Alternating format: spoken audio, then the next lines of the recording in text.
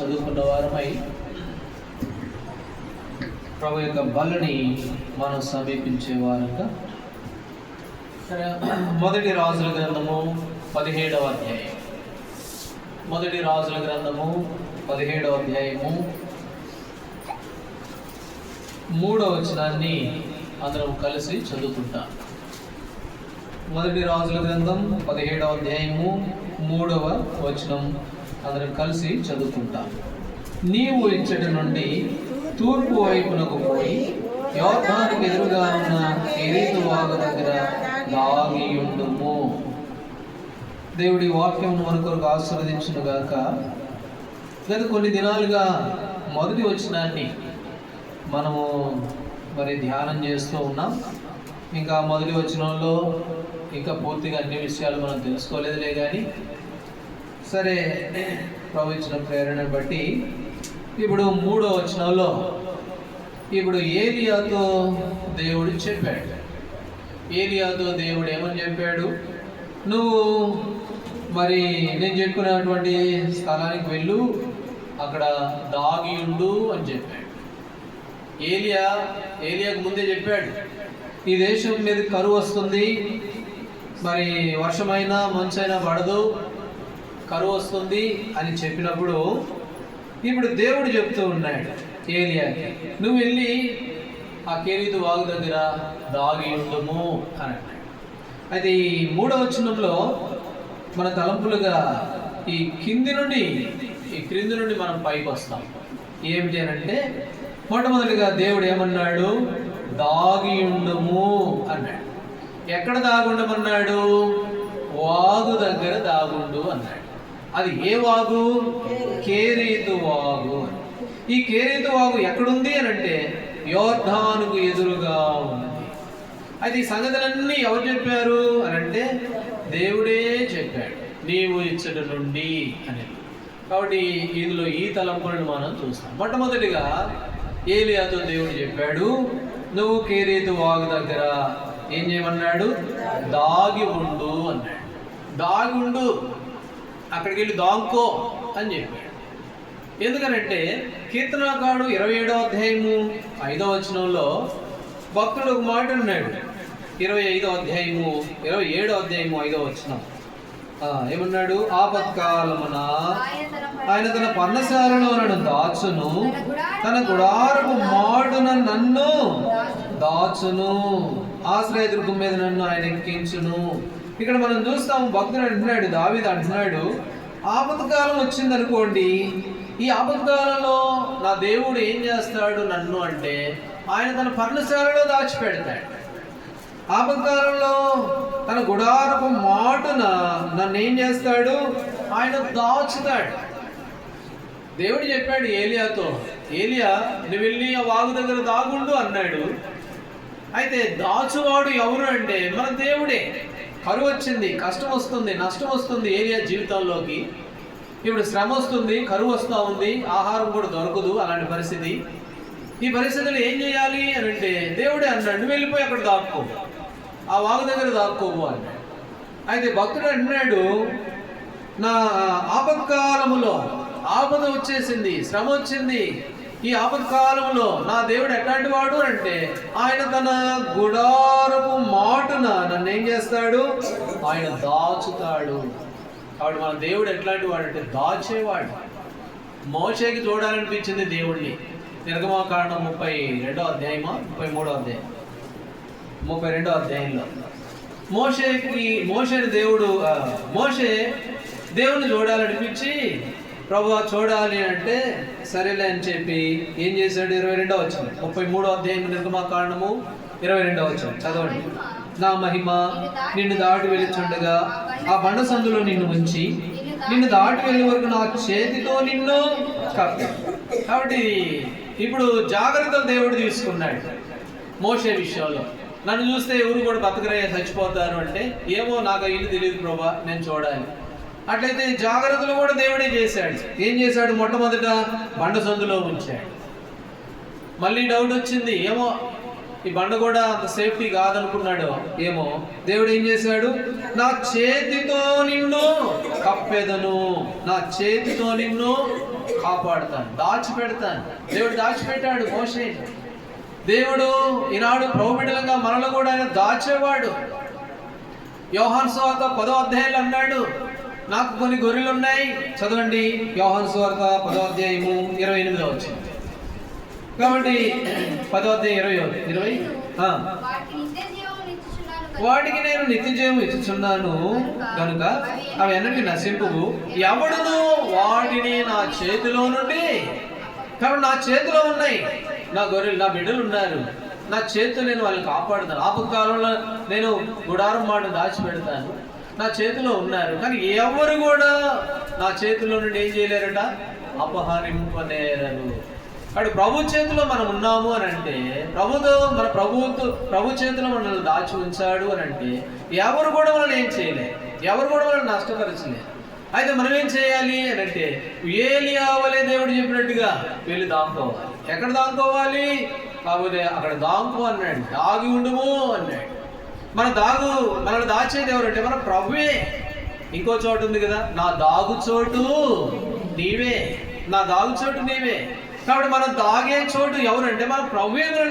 మనం దాగు చోటు దావీదు. మొదటి సమూయేలు గ్రంథం 20వ అధ్యాయము 24వ వచనం చదవండి. కాబట్టి దావీదు పొలములో దాగుకొనెను. చాలు. దావీదు ఎక్కడికి పోయాడంట? ఎక్కడ దాక్కున్నాడంట? పొలంలోకి పోయి దాక్కున్నాడు.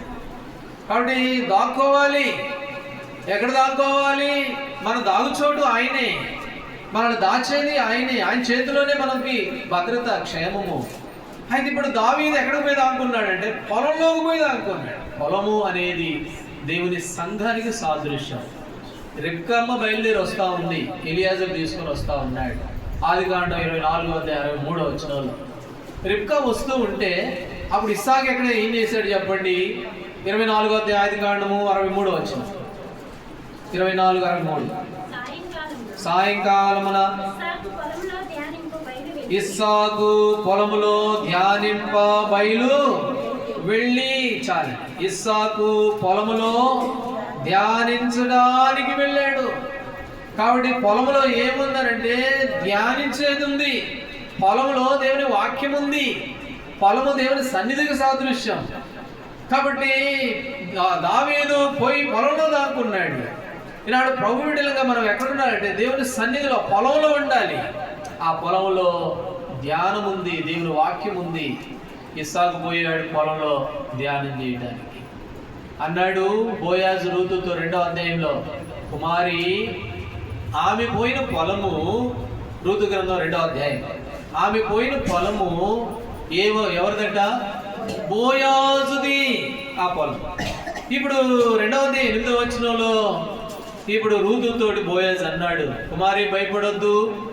8వ వచనం, అప్పుడు బోయాజు రూతుతో, నా కుమారి నా మాట వినుము, వేరొక పొలమును ఏరుకొనుటకు పోవద్దు,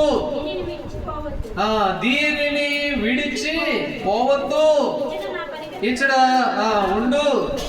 యవనస్తులకు ఆజ్ఞాపించి నీకు దాహమైనప్పుడు కొండల దగ్గరికి పోయి పరివారి చేతికోసి నీళ్లు త్రాగు. ఈ పొలాన్ని విడిచి పోవద్దు, వేరొక పొలానికి పోవద్దు. ఎందుకంటే వేరొక పొలంలో లేనిది పొలంలో ఉంది. ఈ పొలంలో ఏమున్నాయి తెలుసా?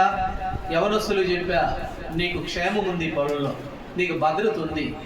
నా చేతిలో నుంచి ఎవడు కూడా వాటిని అపహరింపనేరడు. ఆయన చేతిలో భద్రత ఉంది. ఈ పొలంలో ఏముంది అంటే పనివారు ఉన్నారు, సహవాసం ఉంది. ఈ పొలంలో పనోళ్ళు ఉన్నారు, పనికత్తులు ఉన్నారు. అంతేకాదు ఈ పొలంలో ఏముందంటే పనోళ్ళు చేతిపోసిన నీళ్లున్నాయి, సమృద్ధి ఉంది, పేలాలు కూడా ఉన్నాయి. అందుకని అన్నాడు, కుమారి ఈ పొలాన్ని విడిచి, దీనిని విడిచి పోవద్దు. కాబట్టి దాంకోవాలి. దావీదు దాంకున్నాడు, పొలంలోకి దాంకున్నాడు. అనగా పొలము అనగా దేవుని మందిరం, దేవుని సన్నిధి. కాబట్టి ఆయన మనల్ని దాచువాడు. ఏలియాతో చెప్పాడు, నీవు వెళ్ళి దాగి ఉండుము. అయితే ఇంకొక ఆయన పోయి దాక్కున్నాడు. ఆరంభంలో దేవుని కుమారుడు పోయి దాక్కున్నాడు. ఎక్కడ దాక్కున్నాడు చెప్పండి? ఎవరు? ఆది కాండము 3వ అధ్యాయంలో చల్లపోట దేవుడైన యెహోవా సంచరిస్తూ ఉంటే ఆదాము ఎక్కడ దాక్కున్నాడు? చెట్ల మధ్యలో దాక్కున్నాడు. చెట్ల మధ్యలో దాగుకొనగా, కాబట్టి చెట్లు, ఈ ఆకులు, లేక ఈ పద్ధతులు ఇవన్నీ కూడా నశించిపోయాయి. ఆయన దగ్గరే దాక్కోవాల్సింది, ఆయన దగ్గరే భద్రత ఉంది. అయితే ఈ యొక్క ఆదాము ఏం చేశాడు? 3:8 చెట్ల మధ్య దాగుకొనగా, కాబట్టి సొంతంగా ఏర్పాటు చేసుకున్నాడు. ఏదో దాక్కుందాంలే, ఇలా ఉందాంలే అనుకున్నాడు. దానివల్ల ఏమంత క్షేమం లేదు. 32వ అధ్యాయం కీర్తనల గ్రంథం 32వ అధ్యాయము 7వ వచనం. 32:7 నా దాగుచోటు నీవే, శ్రమలో నుండి నీవు నన్ను, నా దాగుచోటు నీవే. కాబట్టి ఇప్పుడు ఏలియాతో దేవుడు అన్నాడు, ఏలియా నీ వెళ్ళి దాగి ఉండు. ఎక్కడ దాక్కుంటావు? ఆదాము దాక్కున్నట్టుగా కాదు. నీ సొంత తలంపులు, నీ సొంత ఉద్దేశాలు, ఆకులు, ఆచారాలను చూపిస్తూ ఉన్నాయి. కాబట్టి అట్లాంటివి కావు. ఆదాము దాక్కున్న ఆకులు కావు. అయితే పొలంలో దాక్కో. పొలం దేవుని మందిరం, దేవుని సంఘం. అక్కడ క్షేమం ఉంది, భద్రత ఉంది, దేవుని వాక్యం ఉంది. ఇస్సాకు ధ్యానించడానికి పొలంలోకి పోయాడు. అందుకని బోయాజు అన్నాడు, ఈ పొలాన్ని విడిచిపోవద్దు, ఇక్కడ నీకు నీళ్లున్నాయి, పని వాళ్ళు ఉన్నారు, సహవాసం ఉంది, సంఘం ఉంది, శ్రేష్టత ఉంది అని. కాబట్టి మన దాగు చోటు ఎవరు అని అంటే మన ఇప్పుడు ఏలియాతో అన్నాడు, నీవు అక్కడికి వెళ్ళి దాగి ఉండుము అని. ఇప్పుడు రెండవదిగా రాజుల మొదటి గ్రంథం 17వ అధ్యాయంలో అయితే ఎక్కడ దాగుండమన్నాడు చెప్పండి? ఎక్కడ దాగుండమన్నాడు? వాగు దగ్గర. కాబట్టి వాగు దగ్గరికి వెళ్ళి దాక్కో. ఎందుకు వాగు దగ్గరికి వెళ్ళి దాక్కోమన్నాడు దేవుడు? ఎందుకు చెప్పండి? ఆ వాగు దగ్గర సమృద్ధి ఉంది, కరువు వస్తుంది, సంవత్సరాలు కరువు వస్తుంది దేశం మీదకి. అయితే ఈ కరువులో ఎట్లా పోషించబడేది, ఎట్లా ఈ ఆపత్కాల నుంచి తప్పించుకునేది ఎట్లు అని అంటే వాగు దగ్గరికి పో, దాగుండు. ముందు పొలంలో దాగుండు, దేవుని మందిరంలో ఉండు, దేవుని సంఘంతో ఉండు, ఆయన చేతిలో దాగుండు. రెండవదికి ఎక్కడుండాలి, ఎక్కడికి పొమ్మన్నాడు అంటే వాగు దగ్గరికి పో. వాగు దగ్గర ఏముంది? సమృద్ధి. వాగు దగ్గర ఆహారం ఉంది, అక్కడ అన్నీ ఉన్నాయి. కాబట్టి ఏలియా కొరకు ముందుగా సిద్ధపరిచాడు. ఆ వాగు దగ్గరికి వెళ్ళమన్నట్లుగా మనం చూస్తాం. వాగు దగ్గరకు పోకపోతే ఏమవుద్ది? యోబు గ్రంథం 4వ అధ్యాయము 11వ వచనం. 4:11 ఎరలేనందున ఆడు సింహము నశించును, సింహము పిల్లలు చల్లా చెదురు కొట్టబడును. ఎరలేనందున, ఎరలేకపోతే ఏమవుతాయి? నువ్వు సింహం కావచ్చు, పులి కావచ్చు, ఇంకేమన్నా కావచ్చు, అడవికి మహారాజు కావచ్చు. ఎర లేకపోతే ఏమవుద్ది అని అంటే చల్లా చెదిరైపోతాయి. ఆహారం లేకపోతే ఏమవుద్ది? పాడైపోతాయి. అందుకని ఆహారం కావాలా? అదేంటండి వారానికి 2 సార్లు 3 సార్లు మా ఇంట్లో ఆ ఆహారం కాదు. ఏ ఆహారం అని అంటే పొలంలో ఉండే ఆహారం, ఈ పొలంలో దాక్కుని ఉంటే దొరికే ఆహారం. ఈ ఆహారము లేకపోతే, ఎర లేకపోతే సింహం అవ్వచ్చు, పులి అవ్వచ్చు, ఏమైనా కావచ్చు, ఏమైపోద్దట? నశించిపోద్ది, చల్లా చెదరైపోద్ది. కాబట్టి ఎరలేనందున ఆడసింహం ఏం చేస్తుంది? నశించుకోను, సింహ పిల్లలు చల్లా చెదరే. అందుకనే ఎరుండాలంటే ఎక్కడుంటుంది? ఎర వాగు దగ్గర ఉంది. వాగు దగ్గర ఉంది ఆ ఎర, ఆహారం ఉంది అక్కడ. 66వ కీర్తన గ్రంథం 66వ అధ్యాయం 12వ వచనం. 66:12 చదవండి. నరుడు మా నెత్తి మీద ఎక్కునట్లు చేసేదివి, మేము నిప్పుల్లోనూ నేలలోనూ పడితిమి, అయినను నీవు సమృద్ధి గల చోటికి మమ్మును. కాబట్టి మా జీవితంలో శ్రమలు వచ్చినాయి, కష్టాలు వచ్చినాయి, మనుషులు మా మీదకి ఎక్కారు, నెత్తి మీదకి ఎక్కారు, నిప్పుల్లో పడ్డాం, నేలలో పడ్డాం, శోధనలో పడ్డాం, పరిస్థితుల్లో పడ్డాం. అయినను మాకు జీవితంలో కష్టాలు వచ్చినప్పటికీ అయినను నీవు మమ్మును సమృద్ధి గల చోటికి తెచ్చావు. అయినా కూడా శ్రమలు వచ్చినాయి, కష్టాలు వచ్చినాయి, ఇరుకులు వచ్చినాయి, ఇబ్బందులు వచ్చినాయి, అయినా కూడా నీవు మమ్మును సమృద్ధి గల చోటికి తెచ్చావు. ఎర లేకపోతే సింహం నశించుద్దని, ఎర లేకపోతే పాడైపోతామని, కష్టం వచ్చినా నష్టం వచ్చినా ఎన్ని పరిస్థితులు వచ్చినా మమ్మల్ని వాగు దగ్గరే తీసుకొని వచ్చావు. కీర్తన గ్రంథం 32వ అధ్యాయం 34వ అధ్యాయం 34వ అధ్యాయం 10వ వచనం 34:10. సింహపు పిల్లలు లేమి గలవై ఆకలిగొనును, యెహోవాను ఆశ్రయించు వారికి ఏ మేలు కొదువై ఉండనే. ఏ మేలు కొదువై? యెహోవాను ఆశ్రయించు వారికి, ఆ వాగు దగ్గరికి వచ్చిన ఆ పొలంలో ఉన్న వారికి. 26వ అధ్యాయం యెషయా గ్రంథం, ఎవని మనసు నీ మీద ఆనుకొనునో వాడిని ఏం చేస్తావు? పూర్ణ శాంతం గల వారిగా కాపాడు. ఎవరి మనసు అయితే ఆయన మీద ఆనుకుంటుందో, ఎవరైతే ఆయననే దాగుచోటుగా చేసుకుంటారో, ఎవరైతే ఆయనతో పాటు ఆ పొలంలో ధ్యానించేవారుగా, పొలాన్ని కనిపెట్టుకునేవారుగా ఉంటారో, వారు ఎరలేని వారుగా కాక ఏం చేయబడతారు అని అంటే పూర్ణ శాంతం గలవాలుగా వారు కాపాడబడతారు. కాబట్టి నిప్పుల్లోనూ నెలల్లోనూ పడితేమి అయినను నీవు మమ్మల్ని సమృద్ధిగా చోట్లోకి తెచ్చావు. సమృద్ధి ఎక్కడుంది? దేవుని మందిరం, దేవుని సంఘం, దేవుని సహవాసం, ఈ వాగు దగ్గరికి మనం ఈనాడు తీసుకొని రాబడ్డాము అని. మత్తయి సువార్త 13వ అధ్యాయంలో 13వ అధ్యాయం 12వ వచనం చదవండి. 13-12 మత్తయి సువార్త. కలిగిన వానికే ఇవ్వబడును, వానికి సమృద్ధిగా కలుగును, లేని వారికి కలిగినదియు వాని యొద్ద నుండి తీసివేయబడును, మరియు వారు చూచుచుండియు చూడరు, వినుచుండియు వినకయు, గ్రహింపుకయు ఉన్నారు. ఇక్కడ కలిగిన వారికి ఇవ్వబడుద్ది. ఎట్లా ఇవ్వబడుద్దట? వారికి సమృద్ధిగా ఇవ్వబడుద్ది. కలిగిన వారికి ఇవ్వబడుద్ది. అయితే కలగని వాళ్ళ సంగతి ఏంటి? కలగని వాళ్ళ సంగతి ఏమిటి? వాళ్ళు వింటారు, చూస్తారు, గ్రహించరు, హృదయం మాత్రం దేవునికి దూరం చేసుకుంటారు. ఎవరికి కలగడం అంటే ఏమిటి? ఏ సందర్భంలో ఈ మాట రాయబడింది అని అంటే మరొక సువార్తలో రాయబడింది. ఒకరికేమో దేవుడు 2 ఇచ్చాడంట, 5 ఇచ్చాడంట తలాంతులు. ఒకరికేమో 5 ఇచ్చాడంట, ఇంకొకరికేమో 2 ఇచ్చాడంట, ఇంకొకరికేమో 1 ఇచ్చాడంట. ఇప్పుడు ఆ 5 తీసుకున్నాడు ఏం చేశాడు? 200 చేశాడు, పరిచర్య చేశాడు.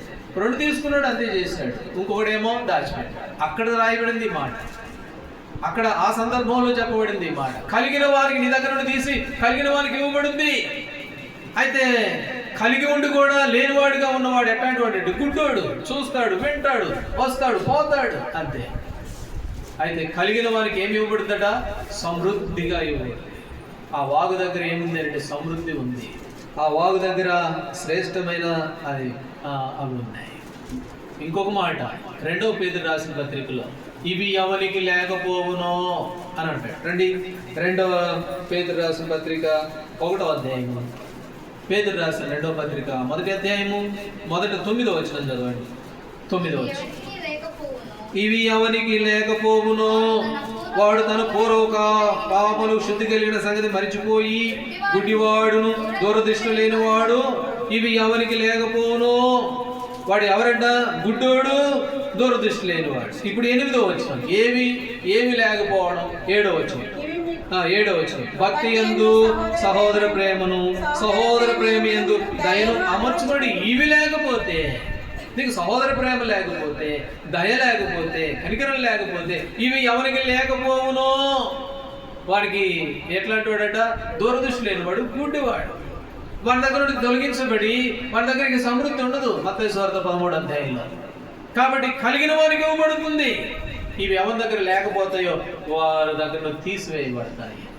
కాబట్టి ఇక్కడ మనం చూస్తాము, ఎర లేకపోతే సింహం ఏమైపోతాడు? నశించిపోతాయి, పిల్లలు చల్ల చెదిరైపోతాయి. కాబట్టి ఆ వాగు దగ్గర ఏముందంటే సమృద్ధి ఉంది. కలిగి ఉన్నావా? ప్రభు ఇచ్చిన తలాంతుని మరికొన్ని ఇవ్వబడతాయి.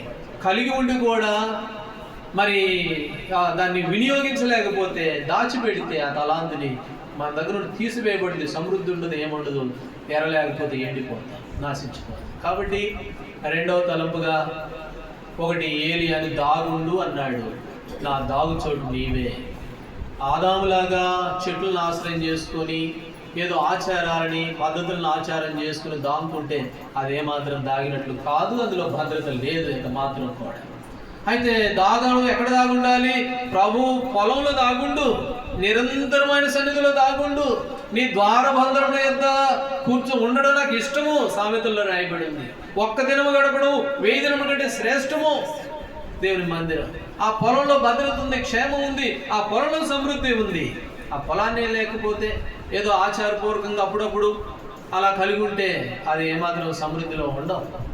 అంతేకాకుండా ప్రభు ఇచ్చినటువంటి వాగు దగ్గర అందులో సమృద్ధి ఉంది, అది ఆ ప్రభు ఇచ్చిన తలాంతుని వినియోగించకపోతే సమృద్ధి ఉండదు. ఎరలేని కారణం చేత నువ్వు వెళ్ళిపోతావు, పిల్లలు చెల్లా చెదిరిపోతావు, కుటుంబం పాడే. కాబట్టి ప్రభుడిలంగా రెండవది వాగు దగ్గర అనే మాట సమృద్ధిని చూపిస్తూ ఉంది. ఇప్పుడు మూడో విషయానికి వెళ్దాం. రాజుల మొదటి గ్రంథం 17వ అధ్యాయం 3వ వచనంలో ఏ వాగు, ఆ వాగు పేరేంటి చెప్పండి? కేరీతు వాగు. ఒకటి దాగుండమన్నాడు, వాగు దగ్గర దాగుండమన్నాడు. మూడోది కేరీతు అని. ఇప్పుడు దేవుడు ఏలియాతో చెప్పాడు, నువ్వు దాగుండు, సమృద్ధిలో ఉండు. అయితే ఎక్కడ ఉండాలంటే నువ్వు కేరీతు అనుభవాన్ని కలిగి ఉండు. కేరీతు అని అంటే ఎన్నో అర్థాలు ఉన్నాయిలే కానీ మనం ఇలాగ అనుకోవచ్చు. ఈ కేరీతు దగ్గర సమృద్ధి ఉంది, ఈ కేరీతు దగ్గర భద్రత ఉంది, క్షేమం ఉంది. అయితే ఈ కేరీతు అనే ఈ వాగు ఏం చేస్తుంది అంటే ఏలియాకు సహాయం చేసేదిగా కనబడుతుంది. తన దగ్గర ఉన్నది తానే ఉంచుకొని ఎవరికి పెట్టి పెట్టినట్టుగా కాదు. కానీ ఏలియా ఇప్పుడు ఆ వాగు దగ్గరికి రాగానే ఆ వాగు, ఆ కేరీతు అనేటువంటి ఆ వాగు ఏలియాకు సహాయం చేస్తూ ఉంది. ఉండు, పర్వాలేదు, ఇక్కడే ఉండు, కరువు అయిపోయేదాకా ఉండు, ఈ కరువులో నేను నిన్ను పోషిస్తాను, ఈ కరువులో నిన్ను భద్రత కాపాడుతాను అన్నట్లుగా ఈ వాగు ఏలియా జీవితంలో అట్టి సహకారిగా కనబడుతూ ఉంది అని. వాడు కేరీతు అంటే సహాయము అని మనం అనుకోవచ్చు, అర్థం అది కాదు, అది వేరే అర్థం ఉందిలే. కానీ అయితే ఇక్కడ మనం చూస్తాము కేరీతు దగ్గర ఈ ఏలియా ఏం పొందుతున్నాడు అని అంటే సహాయాన్ని పొందే వ్యక్తిగా కనబడుతూ ఉన్నాడు. 41వ అధ్యాయం యెషయా గ్రంథం 41వ అధ్యాయం యెషయా గ్రంథం 6వ వచనం చదవండి. 41. వారు ఒకరినొకడు సహాయం చేసుకుందరు, ధైర్యం వహించమని ఒకరితోనొకడు. కాబట్టి వారు ఏం చేస్తారు? ఒకరికొకరు సహాయం చేసుకుంటారు, ఒకరికొకరు ప్రోత్సాహపరుచుకుంటారు. ఈ కేరీతు అనుభవాన్ని కలిగి ఉంటారు దేవుని బిడ్డలు. కాబట్టి దేవుని బిడ్డలు ఒకటి దేవుని మందిరంలో దాగుంటారు, రెండవది సమృద్ధిగా ఉంటారు. ప్రభు దేవుని మందిరం ద్వారా నిప్పుల్లో పడ్డాం, నీళ్ళలో పడ్డాం, కష్టాలున్నాయి, శ్రమలున్నాయి, అయినా కూడా మాకు దేవుని మందిరం సమృద్ధి ఉంది. కాబట్టి ఆ మందిరం సమృద్ధిలో వారు ఉంటారు. మూడవది కేరీతు వలె సహకారుడు. వారు ఒకరికొకడు ఏం చేసుకుంటారట? సహాయం చేసుకుంటారు. పౌలు అపోస్తలుడు ఆ దినాల్లో రోమిలకు రాసిన పత్రిక 16వ అధ్యాయంలో పౌలు అపోస్తలులకు కొంతమంది ఉన్నారు. 16వ అధ్యాయము 12వ వచనం 16-12.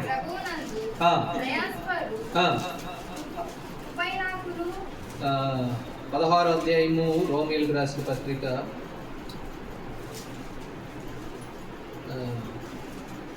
ఆమె నాకు నిజమైన సహకారి అని ఉంటుంది. 2వ వచనం, క్షమించండి, 12 కాదు. ఆమె మీ వలన కావలసిన సిఫార్సు చేయుచున్నాను. ఆమె అనేకులకును నాకును సహాయకురాలై ఉండెను. ఫీబే అయినటువంటి సహోదరి, ఫీబే అయినటువంటి ఒక సిస్టరు, ఆమెను గురించి మరి భక్తుడు అంటున్నాడు, ఆమె అనేకులకు తిరిగి నాకును ఎట్లుంది? సహాయకురాలు ఆమె. వారు ఒకరికొకరు సాయం చేసుకుంటారు. ఎవరు? ఈ కేరీతు అనుభవం కలిగిన వారు. కేరీతు దగ్గర సమృద్ధి ఉంది, భద్రత ఉంది, క్షేమం అన్నీ ఉన్నాయి. అయితే నేను ఎవరికి చేయలే పో అన్నాను అంట్ల కేరీతు వాగు. రా ఏలియా రా, నువ్వు దేవుడు చెప్పాడు కదా, నా దగ్గరికి రా, పర్వాలేదు, నేను నీకు అన్ని విధాలుగా సహకరిస్తాను. వాగు అనట్లేదు. మనం అర్థం చేసుకోవచ్చు ఈ సంగతులు. ఇప్పుడు ఫీబే అయినటువంటి సహోదరి ఎట్లుంది? ఈమె అనేకులకు నాకును సహాయకురాలు. దేవుని బిడ్డలు వారు ఒకరికొకరు ఏం చేసుకుంటారట? 2 కొరింథీయులకు రాసిన పత్రిక 8వ అధ్యాయం, 2 కొరింథీ 8:15 చదవండి. 8వ అధ్యాయం 15 వచ్చింది.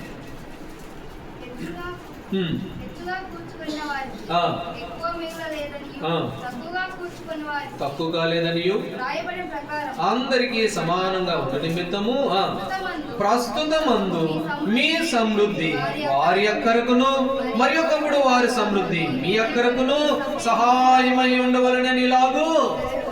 ఇప్పుడు ప్రస్తుతం నీ సమృద్ధి వారి అక్కరకు, వారి సమృద్ధి ఒకప్పుడు నీ అక్కరకు. ఇట్లా ఒకరికొకరు ఏం చేయాలంట? సహాయకులుగా. రాణి అయిపోయిందండి. ఒకప్పుడు చాలా పేదది, ఏమి లేదు. అయితే దేవుడు కనికరించాడు. కనికరించి ఆమెను రాణిని చేశాడు. ఎవరు చెప్పండి? ఎస్తేరు గ్రంథం 4వ అధ్యాయం. ఇప్పుడు ఎస్తేరు రాణి అయిపోయింది.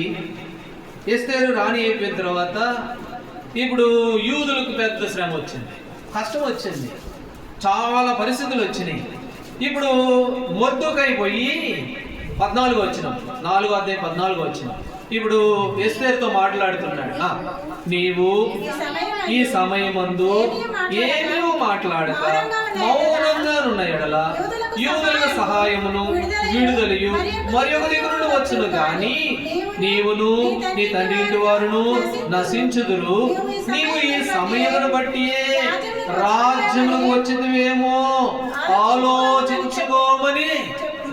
ఇప్పుడు మొర్దెకై అంటున్నాడు, ఓకే అట్లాగే అనుకుందాం, నా వరకు నేను బాగానే ఉంటానులే, ఇవన్నీ నాకెందుకులే అని నువ్వు అనుకుంటావేమో. ఎస్తేరు అమ్మా నేను రాజు కుటుంబంలో ఉన్నానులే, నాకేమైందిలే అని నువ్వు అనుకుంటావేమో. సరే మంచిదే కానీ దానివల్ల ఏం నష్టం లేదు. యూదులకు సహాయం దేవుడు ఇంకో విధంగా తేగలడు. అయితే నువ్వు ఒకటి ఆలోచన చేసుకో, ఏంటి అసలు ఇందుకోసమేనేమో నువ్వు ఇంకా ఈ స్థాయికి వచ్చింది, నువ్వు ఇందుకోసమేనేమో ఇంకా సజీవంగా ఉన్నది, నువ్వు ఇందుకోసమేనేమో ఇంకా ఆరోగ్యంగా ఉన్నది, నువ్వు ఇందుకోసమేనేమో దేవుడు నిన్ను ఉంచింది ఏమో. ఒకసారి ఆలోచన చేస్తావు. కాబట్టి సహాయం ఇంకో దిక్కు నుండి వస్తుంది, నువ్వు మౌనంగా ఉంటావేమో. ఈ సమయాన్ని బట్టి ఈ సమయంలో నాకెందుకు అన్నట్టుగా నువ్వు మౌనంగా ఉంటావు. ఎస్తేరు యూదులకు సహాయము మరి ఒక దిక్కు నుండి వచ్చు, కానీ ఎవరు నష్టపోతారు? నువ్వు నీ ఇంటి వారే. కాబట్టి దీవులు పొందలేవు, ఆశీర్వాదాన్ని పొందలేవు. కాబట్టి నువ్వు నీ ఇంటి వారే లేనిలో ఉంటావు, అంతే నువ్వే కష్టపడతావు. అయితే సహాయం కోసం నుండి వస్తుంది ప్రభు బిడ్డలకి. ఇక్కడ అంటాడు ఈ కేరీతు అనేది ఏం చూపిస్తుందంటే సహాయపడేది కేరీతు. అందుకని ఎస్తేరు అన్నాడు, ఒకవేళ ఈ సమయాన్ని బట్టేనేమో నువ్వు ఇంకా దేవుడిని ఇప్పుడు కాపాడుతూ వచ్చి ఇందుకోసమేనేమో ఒకసారి ఆలోచన చేసుకో అని మొర్దెకై అన్నట్లుగా మనం కూడా ఆలోచన చేయవలసిందిగా మన సహాయం ఎట్లుంది. ఫీబే అయినటువంటి సహోదరి ఆమె అనేకులకు నాకును సహకారి. అయితే ఈనాడు మనం ఎలాంటి కేరీతు అనుభవాన్ని కలిగిన వారంగా ఉన్నామలే. ఒకటి దాగి ఉండాలి, దాగి ఉండడం దేవుని సన్నిధి. రెండోది సమృద్ధి, దేవుడిచ్చిన దాన్ని వినియోగిస్తే సమృద్ధి, లేకపోతే నీ దగ్గర ఉన్న తీసి మళ్ళీ ఇంకోళ్ళకి ఇవ్వబడుతుంది, దేవుడే ఇచ్చేస్తాడు, మట్లు చేసేదిగా. మూడవది కేరీతు అనగా సహాయము, ఒకరికొకరు సహాయం. ఈనాడు మనం ఎలా వారి సమృద్ధి మీ అక్కరకును మీ సమృద్ధి వారు ఒకరికొకరు ఏం చేసుకుంటారట. యోహానుకు రాసిన 3వ పత్రిక, యోహానుకు రాసిన 3వ పత్రిక 8వ వచనం.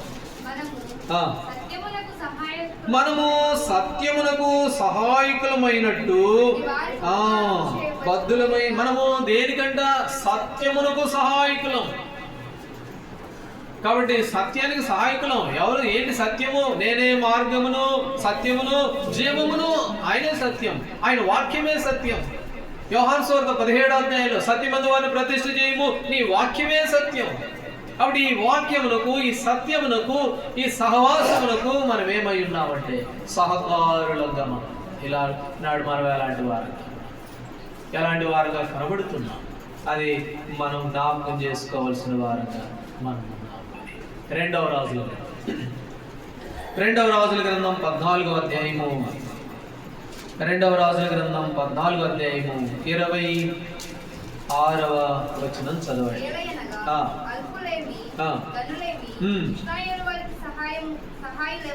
ఇశ్రాయేలుకు సహాయకులు ఎవరును, అది సంగతి. గనులేమి అల్పులేమి, సరే చిన్నవాళ్ళు కావచ్చు, పెద్దవాళ్ళు కావచ్చు, పేదోళ్ళు కావచ్చు, ఇంకోళ్ళు కావచ్చు, వీళ్ళల్లో ఒక్కరు కూడా ఇశ్రాయేలుకు సహాయకులు ఎవరునూ లేకపోయారు. ఎవరు లేరంటే ఇశ్రాయేలుకు సహాయం. సొదొమ గొమొర్రా పట్టణాలు అగ్ని గంధకములతో అగ్ని గంధకాలు ఆ 2 పట్టణాల మీద పడితే బుక్ అయిపోయింది. 2 పట్టణాలు తెలుసు కదా మనకి, ఆది కాండంలో బుక్ అయిపోయింది. ఇకంతా ఇంకేం లేదు, చెట్లు కూడా పడవటానికి లేదు అక్కడ ఆ 2 పట్టణాలు. అట్లా ఎందుకు అయిపోయినాయి చెప్పండి. ఆ సొదొమ గొమొర్రా పట్టణాలు ఇప్పటి వరకు కూడా గడ్డి కూడా మొలవట్ల ఆ పట్టణాల దగ్గర, ఇరాన్ ఇరాక్ ఆ ప్రాంతాల్లో ఉన్నాయి. అయితే ఎందుకు అంత శాపం ఎందుకు వచ్చింది? యెహెజ్కేలు గ్రంథం 16వ అధ్యాయం, 16వ అధ్యాయము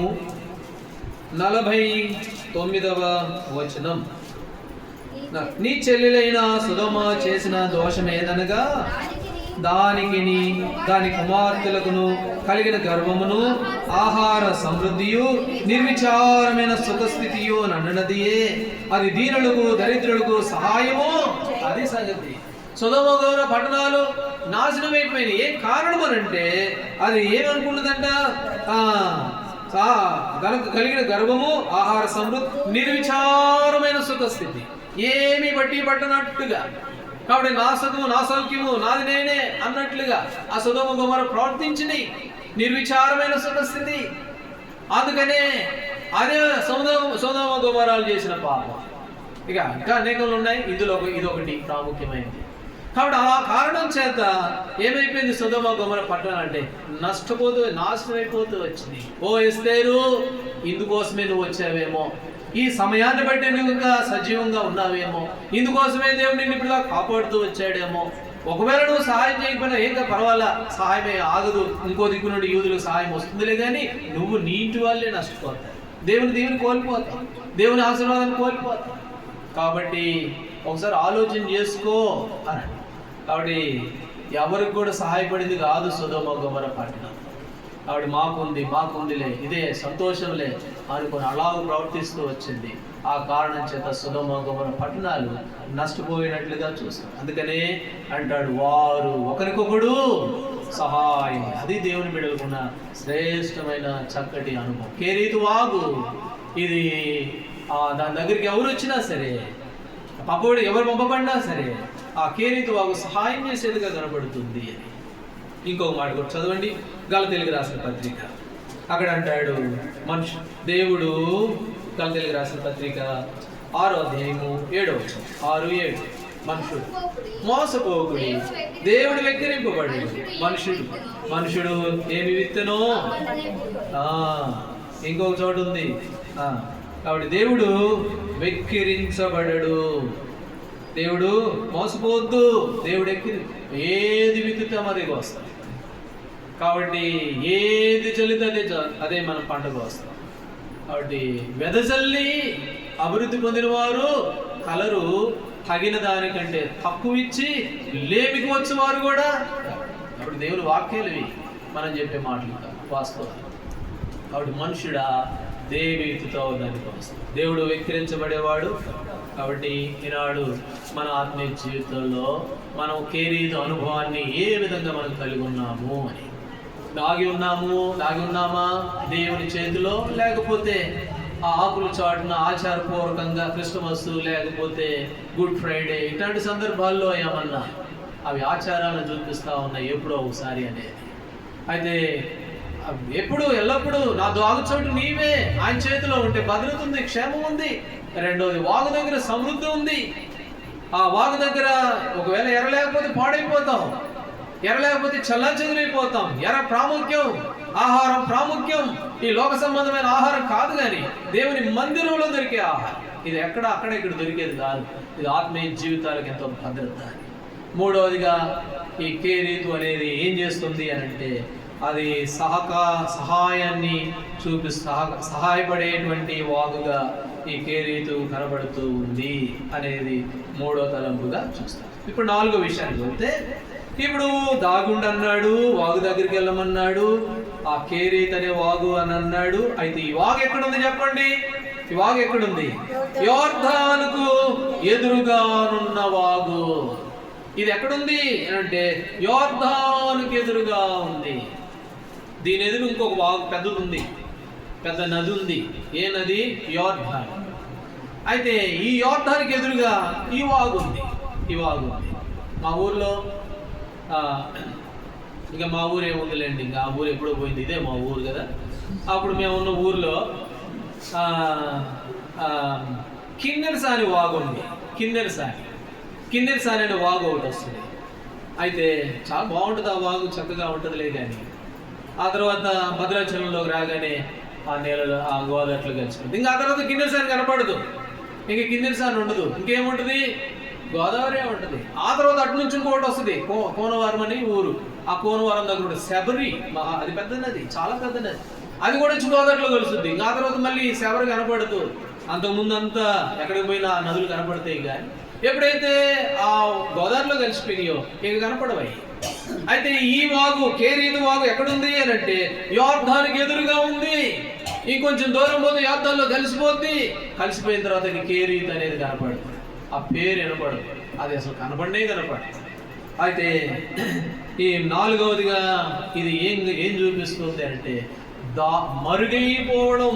పౌలు అపోస్తలుడు అన్నాడు, గలతీయులకు రాసిన పత్రిక 2వ అధ్యాయం, గలతీయులకు రాసిన పత్రిక 2వ అధ్యాయము 20వ వచనం చదవండి. నేను క్రీస్తుతో కూడా సిలువ వేయబడి ఉన్నాను, ఇక జీవించవాడను నేను కాను, క్రీస్తే నా యందు జీవించుచున్నాడు. నేను ఇప్పుడు శరీరమందు జీవించుచున్న జీవితం నన్ను ప్రేమించి నా కొరకు తను తాను అప్పగించిన నా దేవుడు. కాబట్టి ఇక జీవించవాడను నేను కాను, ఇక నేను కాను. ఇప్పుడు యోర్దానికి ఎదురుగా ఉంది కేరీతు వాగు. ఇంకొంచెం దూరం పోతే యోర్దాన్లో కలిసిపోద్ది. ఇంకా లేదు కేరీతు వాగు, ఇంకేముంది? యోర్దానే ఉంది. ఇక కేరీతు అనే వాగు కనపడదు. ఇప్పుడు పౌలు అపోస్తలుడు అన్నాడు, ఇప్పుడు జీవించేవాడిని నేను కాను. ఇప్పుడు ఎవరు జీవిస్తున్నారు నాలో? నా ప్రభువు జీవిస్తున్నాడు. ఎందుకంటే ఆయన నన్ను పెట్టి కొన్నాడు, స్వరక్తం ఇచ్చి కొనుక్కున్నాడు. నువ్వు సొత్తు కాదు, నువ్వు నా సొత్తు అని ప్రభు అన్నాడు. కాబట్టి నేను కాదు, ఆయన బిడ్డను. ఇక జీవించేవాడను నేనెంత మాత్రం కూడా. బాప్తిస్మం ఇచ్చే యోహాను అన్నాడు, ఏమన్నాడు? యోహాను సువార్త 3వ అధ్యాయం 30వ వచనంలో ఏమన్నాడు? ఒక భక్తుడు జేసీ రావు గారు పాట రాశారు. జేసీ రావు గారు అనుకుంటాను పాట రాశారు.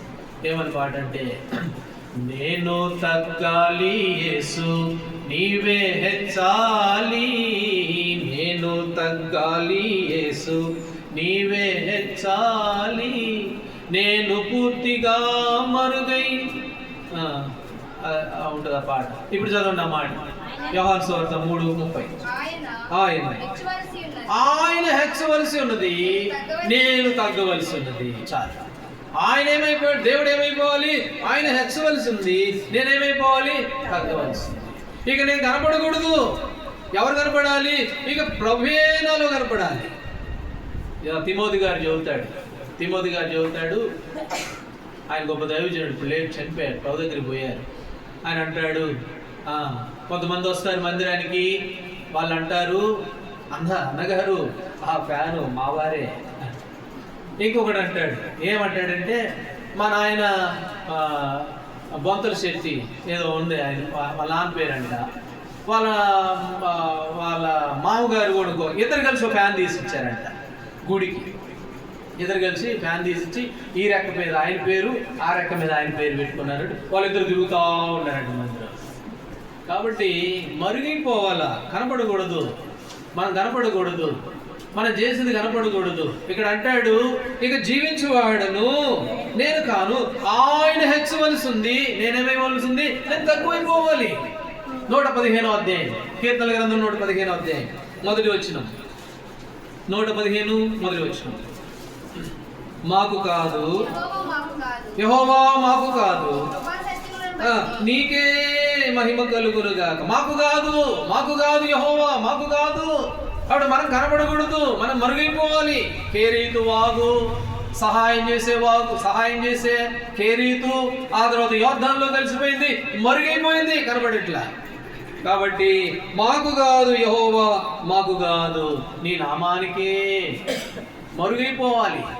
ఈ తలంపును యోర్దాను అనేది ఏం చూపిస్తుందంటే మరుగైపోవడం. మళ్ళీ దాచడం అంటే మళ్ళీ మొదటి తలంపుకి వెళ్తాం. వాడు మరుగైపోవడం. ఒక ఆమె ప్రభు దగ్గరికి వచ్చింది లూకాసు సువార్త 8వ అధ్యాయంలో. అయితే భయపడుతూ వచ్చింది. భయపడుతూ వచ్చి వెనక నుండి ఆయన వస్త్రపు చెంగును ముట్టింది. వస్త్రపు చెంగును ఎప్పుడైతే ఆమె ముట్టిందో లూకాసు సువార్త 8వ అధ్యాయం 47వ వచనంలో, ఇప్పుడు వెంటనే బాగైపోయింది, ఆరోగ్యం పొందింది. ఇప్పుడు చదవండి. తాను మరుగై ఉండనేరదని ఆ స్త్రీ చూచి వలుగుచూ వచ్చి ఆయన ఎదుట సాగిలపడి తాను ఎందు నిమిత్తం ఆయనను ముట్టెను. వెంటనే తాను ఎలాగో స్వస్థపడడం ఆ సంగతి ప్రజలందరి ఎదుట. ఇప్పుడు ప్రభు అన్నాడు, ఎవరు నన్ను పట్టుకున్నది, నన్ను ముట్టుకున్నది ఎవరు, నాలో నుంచి ప్రభావం పోయింది ఎవరు అని అంటే వాళ్ళు అన్నారు, అదేంటి ప్రభా 100 మంది జనాలు నీ మీద పడుతుంటే ఎవరేం చెప్పగలం మేము అని అంటే, లేదు ఎవరో నన్ను ముట్టుకున్నారు, నా ప్రభావం వాళ్ళలోకి వెళ్ళింది అనగానే అప్పుడు ఆమె ఏమని రాయబడింది చెప్పండి ఆమె గురించి? తాను మరుగై ఉండలేదని దాక్కుందాం అనుకున్నది. కాబట్టి మేలు పొందుకుని దేవుని ద్వారా ఆశీర్వదించబడి ఆత్మీయంగా అభివృద్ధి పొంది ఇక ఇంతవరకు చాలే, నా పడికి నేను చూసుకుందామని అని మరుగై ఉందాం అనుకున్నది.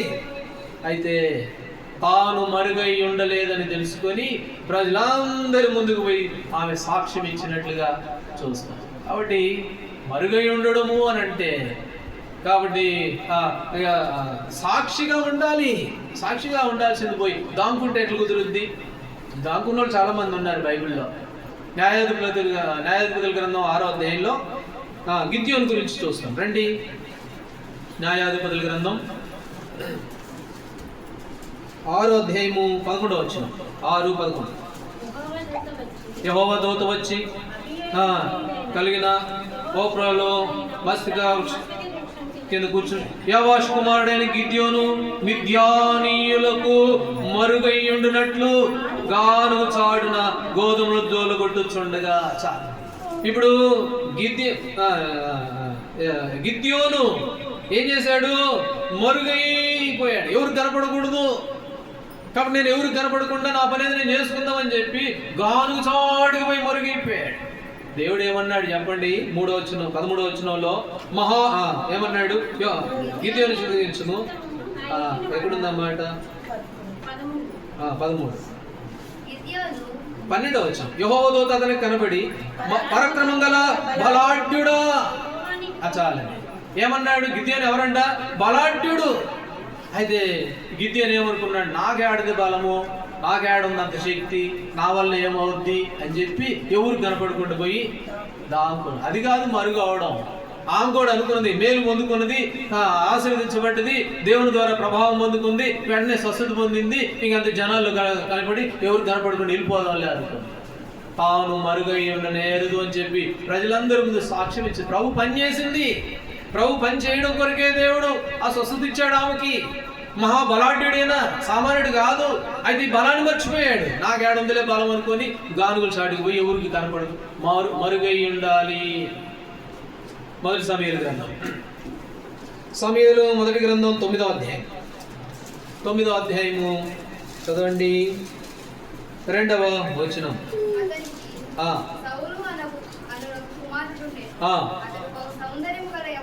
అతడు బహు సౌందర్యం కలిగిన యవ్వనుడు, ఇశ్రాయేలు అతని పాటి సుందరుడు ఒకడును లేడు. అతని భుజములు మొదలుకొని పైకి ఇతరుల కంటే ఎత్తుగలవాడు. చాలు. ఈ సౌలు గురించి రాయబడింది. సౌలు ఎట్లాంటోడంట? చాలా సుందరుడు, భాగ్యవంతుడు. ఇతను భుజాలు అందరి భుజాల కంటే ఏమైపోయినాయి? ఎత్తైన భుజాలు. ఇప్పుడు 10వ అధ్యాయం 22వ వచనం చదవండి. 10వ అధ్యాయం 22వ వచనం. కావున వారు ఎక్కడికి ఇంకొక మనుషుడు రావాల్సి ఉన్నదా అని యెహోవా యొద్ద విచారణ చేయగా, యెహోవా ఇదిగో అతడు సామాన్లో దాగి ఉన్నాడని. కాబట్టి సౌలు ఎట్లాంటి అందరికంటే చాలా బలవంతుడు, రూపవంతుడు, సౌందర్యవంతుడు. అయితే దేవుడు ఏర్పాటు చేసుకున్నాడు, రాయ్యా పని చేద్దు రాయ్యా అంటే ఏమైపోయాడు? పోయి ఆ సామాన్లు దాముకున్నాడు, మరుగైపోయాడు. అదే అట్లా మరుగైపోతా ఉన్నారు. వాళ్ళు అన్నారు, ఎతికారు ఎంతసేపు ఎతికినా దొరకట్లా. అప్పుడు వాళ్ళకి అనుమానం వచ్చింది, ప్రభా ఇంకెవరి కోసమన్నా మేము ప్రయత్నం చేయాలా అంటే అప్పుడు దేవుడు అన్నాడు, లేదు, ఉన్నాడు, బాగా బలవంతుడే, కానీ ఏమైపోయాడు? సామాన్లో దాక్కుని ఉన్నాడు. కాబట్టి నాడు ప్రోబిడలంగా మన జీవితాల్లో మనం పరాక్రమం కలిగిన బలవంతులమే. దేవుడు బలవంతులుగా చేశాడు, బలహీనులుగా చేయలే మనల్ని. మనం శ్రేష్టమైన వారమే, విలువైన వారమే, బలవంతులమే. అయితే ఏమైపోయాడు? గిద్యోను ఎవరు కనపడకూడదని గాలించాలి. కాబట్టి ఆమె మేలు పొందుకుంది, ఆశీర్వదించబడింది, ఎవరు కనకూడదని అందరి ప్రజల మధ్యలో దాముకుంటా ఉంది. ఇట్లా కాదు మరుగవడము అని అంటే. ఎట్లా మరుగవ్వాలి? మాకు కాదు యెహోవా, మాకు కాదు, నీవే హెచ్చాలి, నేనేమైపోవాలి? జీవించేవాడు నేను కాను, క్రీస్తే. అట్లా మరుగవ్వాల్సింది పోయి ఈ పరిచర్య విషయంలో, దేవుని పని విషయంలో నాకెందుకు లేని సామాన్లోకి దాముకోవడం, లేకపోతే ప్రజలందరినీ స్టార్ట్ చేసుకుని వెళ్ళిపోతే పోద్దులు అనుకోవడం ఆ స్త్రీ వలె, లేకపోతే పరాక్రమ బలవంతులమయ్యుడు కూడా మా వల్ల కాదులే అని చెప్పేసి గాలించాడు. ఇది కాదు మరుగైపోవడము. ఏమిటి మరుగవడం అని అంటే, యోర్దానులో కెరీతు వాగు కలిసిపోయి కనపడకుండా ఉండిపోతుంది చూడండి, అది మరుగవడం.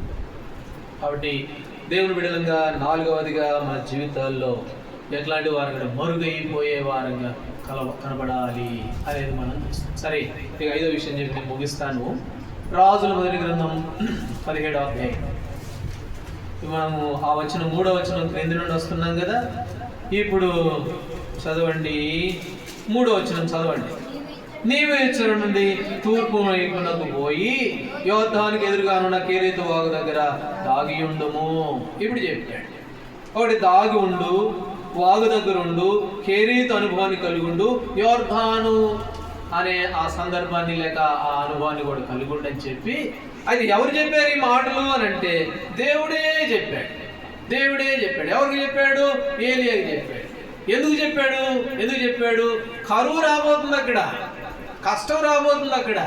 కష్టం రాబోతూ ఉంటే ఇప్పుడు దేవుడే కల్పించుకుని ఏలియా పోయి అడగలా, ప్రభా శ్రమ రాబోతుంది కదా, కరువు రాబోతుంది కదా, నా సంగతి ఏంటి చెప్పు, నా పరిస్థితి ఏంటి, ఏం చేయాలా, నా తిండి ఏంటి, నా పోషణ ఏంటి, నా సంగతి ఏంటి అని ఏలియా అడగల దేవుణ్ణి. దేవుడే చెప్పాడు ఏలియాకి, నువ్వు ఇచ్చటి నుండి అక్కడికి పో, నువ్వు వెళ్ళు, నేను చెప్తున్నా పో. ఏలియా అడగకముందే ఏలియా విషయంలో శ్రద్ధ కలిగిన వాడు దేవుడు అనేది ఈ చివరి తలంపుగా మనం చూస్తాం. రండి ఆ మాట చదువుతాం. కీర్తనల గ్రంథం 33వ అధ్యాయం, 33వ అధ్యాయము 18 వచనం చదవండి. వారి ప్రాణమును మరణము నుండి తప్పించుటకును, కరువులో వారిని సజీవులుగా కాపాడుటకును, కరువులో వారిని సజీవులుగా కాపాడుటకును. నువ్వు అడగాల్సిన అవసరంలా, ఏలి అడగాల్సిన అవసరంలా. కరువు వచ్చింది, నీవు దాగుంటే చాలు, ఆయన చేతిలో ఉంటే చాలు, దేవుని మందిరంలో వాక్యంతో సమృద్ధితో ఉంటే చాలు. అదే మరుగైపోయి కేరీతిలాగా దేవుని విషయంలో సహకారిగా ఉంటే చాలు. అంతేకాదు, నీవు కేరీతు యోర్దాను అనుభవాన్ని కలిగి ఉండాలా. నువ్వు కనపడకూడదు, జీవించేవాడు ప్రభువే నీ జీవితంలో. అలాంటి అనుభవాన్ని కలిగి ఉంటే వెంటనే దేవుడు ఏం చేస్తున్నాడంటే, నీ విషయమై నువ్వు విచారణ చేయని అవసరం లేదు. ఇప్పుడు దేవుడు ఏమన్నాడు? కరువులో వారిని సజీవులుగా కాపాడుటకును. మత్తయి సువార్త 6వ అధ్యాయము చదవండి. మత్తయి సువార్త 6వ అధ్యాయం 31 వచ్చింది. 6:31. ఏమి తిందుమో ఏమి త్రాగుదమో అని ధరించుకుందాము అని చింతింపకుడి, అన్ని జనులు వీటి విషయమై విచారించు. మీకు ఏం కావాలో అది మీకు ప్రభువుకు తెలుసు. ఏలియా అడగల, ప్రభా నా సంగతి ఏంటి, నేనేం తినాలి, ఏం త్రాగాలి, ఏం ఉండాలి, ఏం కట్టుకోవాలి. కరువు వస్తుందని నువ్వే చెప్పావు, కరువు వస్తుంది అంటున్నావు కదా, మరి నా సంగతి ఏంటి అడగలే ఏలియా. దేవుడే పని కల్పించుకున్నవాడే. యెహోవా వాక్కు ఏలియాకు ప్రత్యక్షమై, నువ్వు పో ఇక్కడి నుండి, ఆ వాగు దగ్గరికి పో, సింహం పిల్లలు లేవు గల ఆకలి కొట్టేమో కానీ నన్ను ఆశ్రయించిన వాడికి ఏం మేలు కొదువై ఉండనేరదు. కాబట్టి నువ్వు అక్కడ దాగుండు, అక్కడ భద్రత ఉంది, క్షేమం ఉంది. ఆ పొలం ఈ పొలంలో ఏరుకోవద్దు, అంతే. ఈ పొలంలోనే ఉండు, నిలకడగా ఉండు. అన్నాడు. ఏమన్నాడు? కరువులో వారిని ఏం చేస్తాను? సజీవంగా కాపాడుటకు. కాబట్టి ఆయన కాపాడేవాడు. అందుకని ఇక్కడ చూస్తాము. రండి మరొక మాట చదువుతాం. ఏమి తిందుము ఏమి త్రాగుదుము అని అది అన్ని జనులు వాటి విషయమై విచారిస్తారు. మొదటి సమూయేలు గ్రంథం 15వ అధ్యాయం. మొదటి సమూయేలు గ్రంథం 15వ అధ్యాయము 29వ వచనం. మరియు ఇశ్రాయేలులకు ఆధారమైన వాడు నరుడు కాడు, ఆయన అబద్ధమాడుటకు. ఇశ్రాయేలులకు ఆధారమైన వాడు ఎవరట? నరుడు కాడు. కాబట్టి మనం ఆశ్రయించిన దేవుడు మనుషుడు కాదు. మనుషుడు ఎట్లాంటి వాడంటే అబద్ధం చెప్తాడు. అందుకని నరుడు కాదు. నరుడు పుట్టిగా అబద్ధాలు ఆడతాడు, పుట్టిగానే ఏమేమో చేస్తా ఉంటాడు. అయితే మనం ఆధారపడిన మన దేవుడు ఎట్లాంటి వాడు కాదంట. ఆయన నరుడు కాడు. ఇశ్రాయేలుకు ఆధారమైన మనం ఆశ్రయించిన దేవుడు మానవుడు కాదు. అబద్ధమాటకు ఆయన మానవుడు కాడు. అందుకని మనం ఏం చేయాలా? కొలస్సీ 2వ అధ్యాయం 1-2 వచనాలు. మీరు లేపబడిన వారైతే పైనున్న వాటి మీదనే దృష్టి పెట్టండి. కాబట్టి భూ సంబంధమైన వద్దు, ఏం తిందో ఏం తాగుదామా అని అనుకోవద్దు. అది వాళ్ళు అన్ని జనులు వాటి విషయమే విచారిస్తారు. రేపు నా సంగతి ఏంటని. తన ప్రియులు నిద్రించుచుండగా ఆయన వారికి ఇచ్చుచున్నాడు. 128వ అధ్యాయం. కాబట్టి పైనున్న వాటిని మనం ఏం చేయాలంటే మనం వెతికే వారంగా ఉంటాం. మొదటి దినవృత్తాంతముల గ్రంథంలో ఇక నేను 23 వచనాలు చదువుకుందాం రండి. మొదటి దినవృత్తాంతాల గ్రంథము 22వ అధ్యాయం 14వ వచనం. 22:14.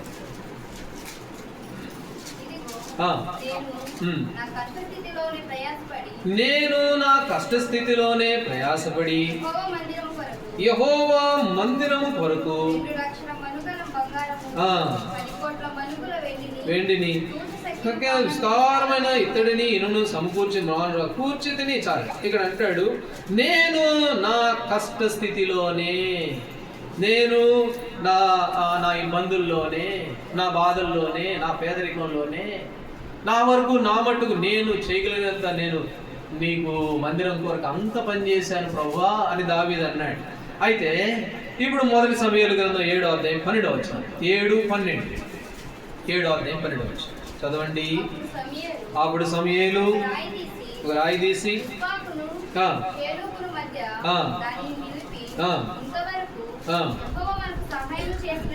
యెహోవా మనకు సహాయం చేసినని చెప్పి ఎబెనేజర్ అని పేరు పెట్టెను. మరొక చోటు ఉంటుంది ఆ మాట. సదాకాలం నీ సంతానం ఈ సింహాసనమును ఇచ్చి ఉన్నానని దావీదుతో ప్రమాణం చేస్తాడు. దావీదుతో దేవుడు చెప్పాడు. దావీదు ఏం చేశాడు? నేను నా కష్టస్థితిలోనే నీ కొరకు నేను పనిచేశానంటే దావీదు అడగల నా సంగతి ఏంటి చెప్పు ప్రభువా, నా కుటుంబం సంగతి ఏంటి అని అనలా. దేవుడే దావీదుని అడగకపోయినా నీ సంతానం నేను దీవిస్తాను, నీ కుటుంబాన్ని నేను ఆస్వాదిస్తాను. అంతే కదా మనకు కావాల్సింది కూడా. తల్లిదండ్రులు ప్రయాసపడి ఎందుకు కష్టపడి చేసేది? బిడ్డల కోసం.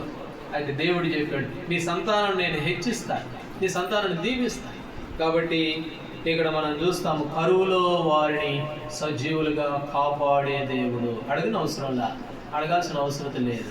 ఏలి అడగలేదు ప్రభువుని, ప్రభా కరువు వస్తుందంటివి, నేను పోయి ఆహాబుతో చెప్పాను, మరి ఈ కరువులో నా సంగతి ఏంటి, నా పరిస్థితి ఏంటి అని ఏలియా దేవుడిని అడిగినట్టుగా లేదు. దేవుడే ఏలియా విషయంలో శ్రద్ధ కలిగి చెప్పాడు, పో కేరీదు వాగు దగ్గర దాగుండు, నిన్ను అక్కడ నేను తర్వాత భాగాలు ఉన్నాయి కాకుల చేత పంపించాడు దేవుడు, నేను పోషిస్తాను. ఏది అడగలేదు. కానీ అలాగే దేవుని బిడ్డలంగా మన జీవితాల్లో మనం అడగని అవసరం లేదు. అడిగేది ఎవరట? అన్ని జనులు వీటి విషయమై వాళ్ళు కదా చింత విచారించి బాధపడేది. కాబట్టి ప్రభు ఆయన ఆశ్రయించిన వారికి ఏ మేలు కొదువై ఉండనేరు. కాబట్టి ఈ ఐదు అనుభవాలు మనము ఏలియా సందర్భంలో మనం చూస్తూ వచ్చాం. ఏమిటి 5 అనుభవాలు అని అంటే, ఒకటి దాగి ఉండు. నువ్వు దాగుండు. ఎక్కడ దాగుంటావు? ఆదాము కదా చెట్లు చాటు చేసుకుని దాగినట్టు కాదు, దేవుని చేతిలో దాగుండు, దేవుని దగ్గర దాగుండు. అప్పుడు భద్రత ఉంది. ఎవడు కూడా ఆయన చేతిలో నుంచి ఏం చేయలేడట, అపహరించలేరు ఎవరు కూడా ఆయన చేతిలో ఉన్నవాడిని. రెండవది ఎక్కడ దాగుండాలా, వాగు దగ్గర. ఆ వాగు దగ్గర సమృద్ధి ఉంది కాబట్టి శ్రేష్టమైనది ఉంది, ఆహారం ఉంది. నిప్పుల్లో పడతాం, నీళ్ళలో పడతాం, కష్టాలు వస్తాయి, శ్రమలు వస్తాయి, అయినను కూడా సమృద్ధి కలిగిన చోటుకి తీసుకొచ్చాడు దేవుడు. దేవుని మందిరమే ఆ సమృద్ధి. రూతుతో చెప్పాడు బోయాజ్, అమ్మా ఈ కుండల దగ్గరే ఉండు, ఈ పొలంలోనే ఉండు. ఈ పొలంలో కొండలు ఉన్నాయి, కొండల్లో నీళ్లు ఉన్నాయి, పేలాలు ఉన్నాయి, ఆకలిస్తే తిను, దాహం అయితే తాగు. నిన్ను ముట్టుకోకూడదని యవనస్తులు కూడా చెప్పా. ఇంకో చోట నీ అనుభవాలు బహుశా నీకు ఉండవే. నీ ఆత్మీయ జీవితానికి ఇక్కడ భద్రత ఉంది ఈ పొలంలో. కాబట్టి పొలము దేవుని సంఘం, దేవుని మందిరం. దావీదు పోయి పొలంలో దాక్కున్నాడు. రెండవ అనుభవం. మూడవది కేరీతు సహాయపడేది. వారు ఒకరికొకరు సహాయం చేసుకుంటారు. వారి సమృద్ధి వీరికి, వీరి సమృద్ధి వారికి. సొదొమ చేసిన పాపం అదే, నిర్విచారంగా ఉందంట, ఏమి తెలిసి తెలియనట్టు, పట్టి పట్టనట్టు. అయితే ఎస్తేరుతో అన్నాడు, ఈ సమయాన్ని బట్టి వచ్చావేమో, ఇప్పటిదాకా నువ్వు అందుకనే ఆరోగ్యంగా ఉన్నావేమో, నీకంటే గొప్ప వాళ్ళు, నీకంటే మంచి వాళ్ళు లోకాలు లేరు ఈనాడు. అయితే నువ్వు ఉన్నావు అంటే ఒకవేళ బహుశా ఇదే కారణం అయి ఉండొచ్చేమో, ఇదే కారణం అని అల్లా, ఒకవేళ ఇది కూడా అయి ఉండొచ్చేమో, ఆలోచన చేసుకోనన్నాడు ఎస్తేరు. కాబట్టి మూడవదిగా మనము కేరీతు అనుభవాన్ని ఏ విధంగా కలిగి ఉన్నాము అని. నాలుగో విషయానికి వస్తే అక్కడ ఏమన్నాడు, యోర్దాన్ అంటే మరుగైపోవడం, కనపడకుండా పోవడం. ఉప్పు కూరలో వేసిన తర్వాత కనబడితే కూరకు రుచి రాదు కదా, అది కరిగిపోవాలి. కరిగిపోతే కూరకు మంచి రుచి వస్తుంది. కాబట్టి ప్రభుబిడలంగా మనం కనపడకూడదు, ఆయన హెచ్చవలసి ఉంది. మనం ఏమైపోవాలి, ఏ విషయంలో కూడా కనపడకూడదు. ఈ ఇంటికి పునాదులు ఉన్నాయండి, ఈ పునాదులు ఉన్నాయి. ఈ పునాదులు బయటికి కనపడితే ఏమవుతుంది చెప్పండి? బయటికి కనపడితే, పునాదులు బయటికి కనపడితే ఏమవుతుంది? పునాది పాడవుద్ది.